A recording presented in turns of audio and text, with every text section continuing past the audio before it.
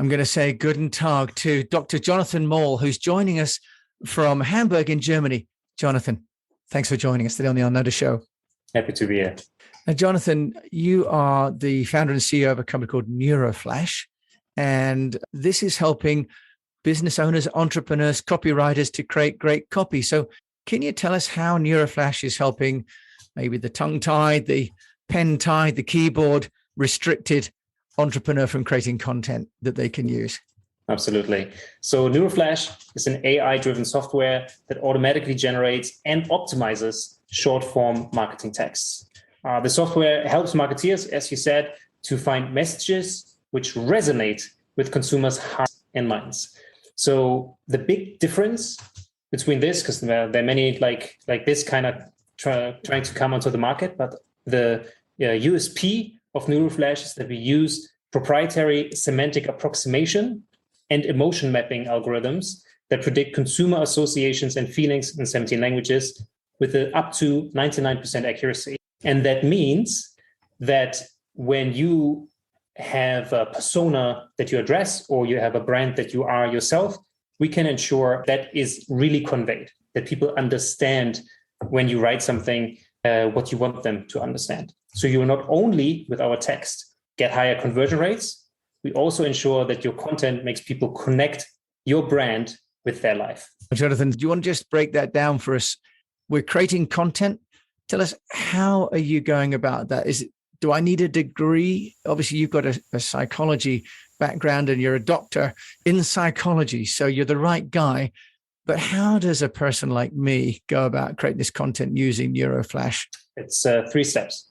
First, you give a very small brief, like maybe a paragraph of an email that already describes the content for that email. Maybe it's just already an existing slogan that you have, the one that you currently use. Just some words that help the machine understand who you are and what type of business you are. So just a small text, usually 1 or 2 sentences. That's the first step. Based on that, the AI is creating text for different content types. So say you want a slogan, it'll produce 20 slogans. You want an email subject line for your email body that you're given as a brief, it'll then create 10, 20 of those email subject lines.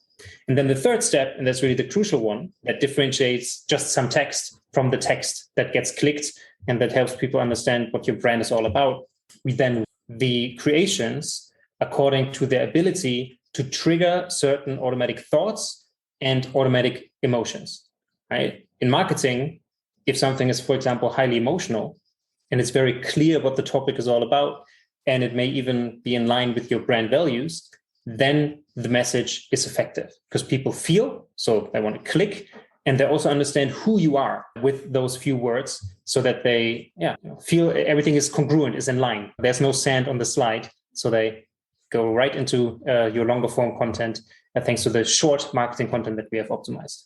So these posts for maybe Twitter or LinkedIn or my headline, how do they compare with using something like headline analyzer? There are some of these that are using power words, emotive words. Is NeuroFlash sort of augmenting these existing platforms, or are you going beyond those platforms? Definitely beyond, because we are very flexible when it comes to what type of associations you want to convey. So if your topic is very specialized, say, and I think everybody thinks that or understands that their own industry, their own brand, their own product is special, has some special features, etc., that need to be conveyed in order to get people to click. And you can just simply enter them, fill them in. So if your headline not only should be clicked, but it should also convey that you are a very authentic brand. You can say, I'm an authentic brand, click this headline, this is a great product, but nobody will. However, our engine can see that words like true, traditional, original, those type of words are themselves very strongly associated with authenticity. So when people read those words, they themselves get the idea that this comes from an authentic source, an authentic brand. So that brand message is conveyed. And then if we also ensure things like emotionality, then it will also get clicked because it's exciting. It is in line with who you are as a brand, so they click. But they also get what you are all about. Is NeuroFlash somehow understanding the audiences that I'm talking to? And if so, how is it doing that? Because I might have one avatar that might be one segment of a community. And I might, for example, be doing a B2B article. I was talking to one young PR guy, and he's talking about the difference between the technical writing that he does for a client and the slightly more mainstream writing he does for a client. Same client, two different audiences. So how's Neuroflash helping to cover off the audience understanding side? Yeah. So it's two things that we're able to predict. One is automatic thoughts, and the other is emotions. Emotions may be a bit easier to explain because we have done over 60,000 surveys in different countries, so 17 languages, over 20 countries, where we just ask people this word, how do you feel? That word, how do you feel? And then we are able to predict for any other word that we didn't ask, because obviously we cannot ask 500,000 words, what is the predicted emotionality? And our algorithm is very accurate. Between 93 and 99% are we within one standard deviation of the average human ratings? And that's a lot of complicated words to say. It's very accurate, surprisingly accurate. So that's emotions. But with the associations, we actually reverse engineer how opinions are created, right? Let's go a little bit back. Let's talk a bit about psychology. Like, how do politicians and brands convince us that they are great, right? They do it by doing PR, by being seen in certain situations, by having articles and then headlines written about them that connect them, their words, their name, or a brand name or a product name to something positive, right? This tape is super strong, ultra strong. So now you have this tape and this brand name associated with strong and ultra. And you repeat that over and over. That's what marketing does. And then in the end, you're like, it's in front of the shelf and you're like, I need a really strong one. This one I think is really strong. Why do you think that? Why do you think that automatically? Because you had heard that message over and in your brain, those two things got connected. Yeah, this thing is really strong. By association, yeah. By association. Right. And politicians obviously do the same thing. And right now, I hope this ages well, but we are in the corona epidemic and a lot of information is being spread about it. Here in Germany, for example, there were a lot of headlines regarding AstraZeneca and its side effects. And there were, way fewer about BioNTech, which coincidentally is a German brand to some extent. So people were more reluctant to take the AstraZeneca vaccine than the BioNTech, because there were way more headlines putting the side effects in association with AstraZeneca and not with BioNTech, right? So this is how then opinions are being created. And this is just one example with brands, politicians, products, it's all the same. So if you know that what people read and consume and hear is having influence because it creates these associations, what we have done is we look at all these texts that people could potentially read and extract from them the likelihood that a single word is indeed associated with another one. And that means that if you want to express authenticity or trustworthiness without saying the actual word, we can tell you which words are the closest to authenticity, which then implicitly, so subconsciously, give people that idea of you being authentic or trustworthy. Wow. Okay. So really by association, almost like a giant thesaurus for people. Indeed. A thesaurus, that's a good likening indeed. A thesaurus has in mind your goal, right? So if you then tell the Neuroflash in the engine, authenticity, trustworthiness, or maybe you want a more trendy fashion audience or whatever, you just set those things that you want to convey. You want to have people have that idea. It'll then check for any generated text how easy it would be for people to get that idea from that text. It's almost like Inception, right? It's, hey, trust me. That never works, because when you just confront people with, hey, why should I trust this guy? All the conscious thinking goes on and they're like, should I trust this guy? Because it's too straight. However, when you say lots of experience, always gives great presents to his mother for birthdays, now you would trust that guy a bit more. And the word mother, for example, is highly associated with trust, of course, because many people trust their mother. It's quite a bond that many people have. So by just using that picture, that word in that context, you can help people to understand that you are trustworthy. So this sounds like the mother of all AI creation software then. So Jonathan, what about if I see companies that I like and I'd like to be like them in some way? Obviously, there are some industry leaders in all categories, whether it's Hertz in automotive or Apple, obviously, or even like Pfizer, for example. Can I identify what these market leading companies are doing and therefore ask the engine Neuroflash to help position me in similar ways? Is that possible? Yes, it is. And it's quite straightforward.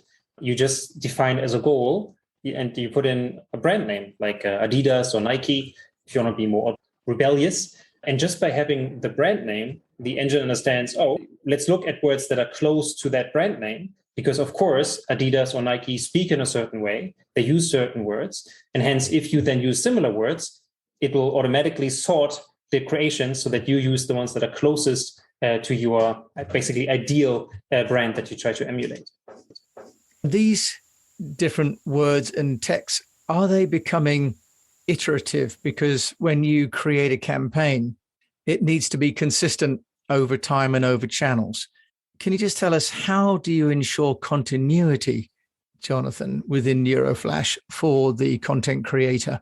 So, recent example, yesterday we had a client who wanted to have a slogan. He wanted a Facebook headline and a Google ad. And just with the same brief, he just selected first the slogan, then Facebook, then Google, and he was able to create all of them. And in a sidebar, see how strong each of them was on their ideal brand values and on the emotions that the client tried to trigger.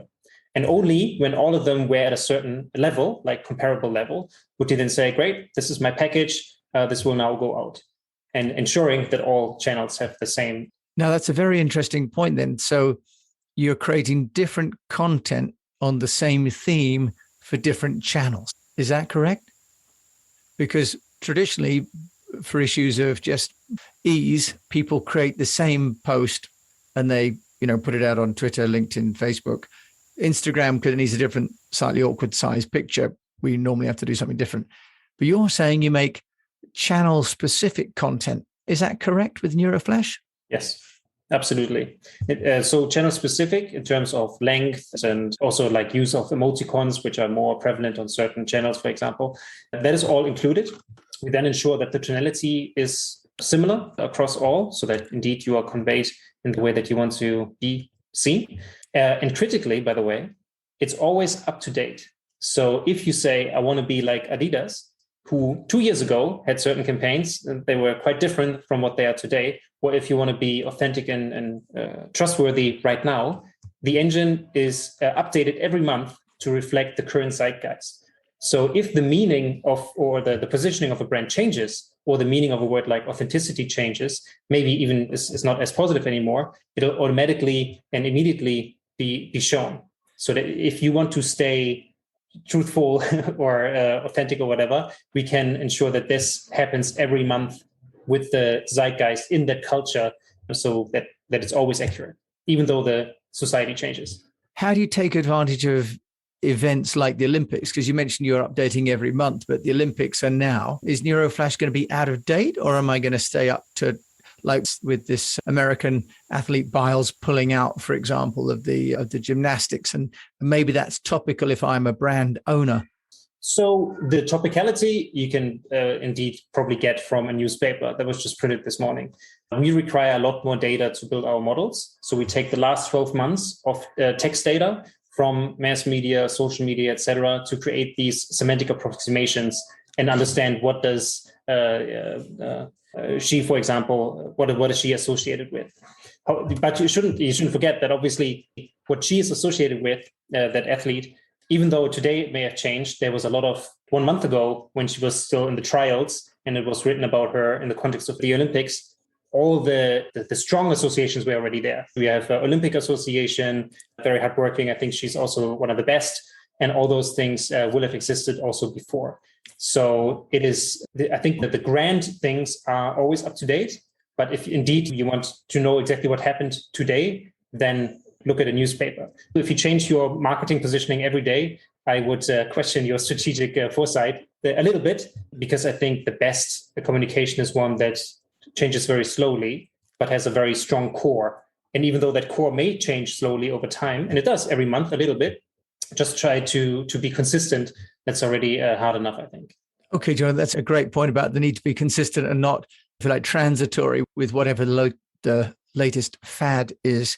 In terms of as an entrepreneur, what have you found useful and working for Neuroflash in terms of getting your innovative platform into the marketplace? So one thing I think, especially for us, is humility. Me, myself, and many people in the team have a scientific background. And one thing is to be humble when you make mistakes. You tell people that you made the mistake, and then you correct the mistake. I think that is something that we have heard from clients is surprising for them. They were always working with people who were always right. Everything was always perfect, but maybe sometimes it wasn't. And then they just switched agency or they switched supplier.